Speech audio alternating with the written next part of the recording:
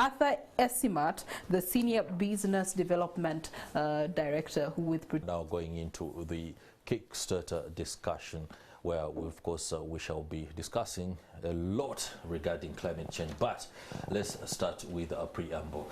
The 2022 United Nations Climate Change Conference, or COP 2027, comes after a turbulent moment, and of course this is one of the issues that will be discussed at this particular conference that is already underway. The tide of the international community has been turning against fossil fuels in recent years.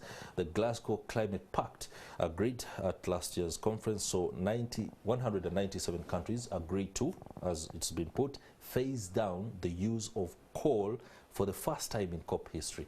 Since then, Russia's invasion of Ukraine has revealed the fragility of natural gas and oil supplies. Renewables are firmly in the spotlight as a solution for driving costs down and shoring up national security. As COP26 approached, falling prices for renewable energy seemed to have forced a reckoning for the dirtiest of fossil fuels.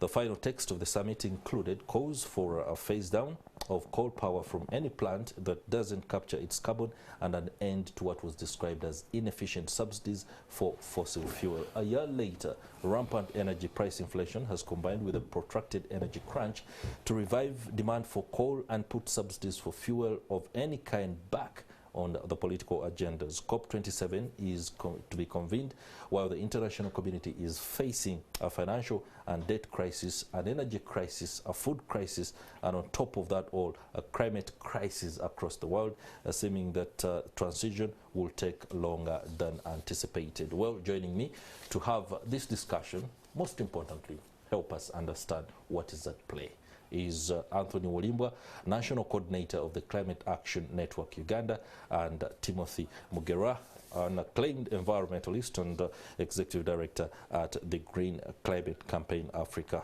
where they are advocating and promoting climate change action. Many thanks for joining us, gentlemen. Thank you. How is the morning? That's good. Why do I ask that? The climate is always giving us a lot of things. You wake up in the morning and it's very bright, glorious, then all of a sudden there's a shower, and you wonder, the last evening the weatherman didn't speak of that kind of scenario. It is something that we grapple with in Africa. The weatherman says something else, then something else happens. It's more effective in the West. I do not know why, but I hope the launch of the satellite by Uganda will help us get that information as effectively as it should. First and foremost, just take me through the fact that COP27 is already underway in Egypt. What are the issues at play? Let me begin with you, Mr. Bugera. Yeah, thank you for inviting me and bringing the climate discussion to the mainstream media. Many times climate change debate has been kept on social media. It hasn't made a breakthrough.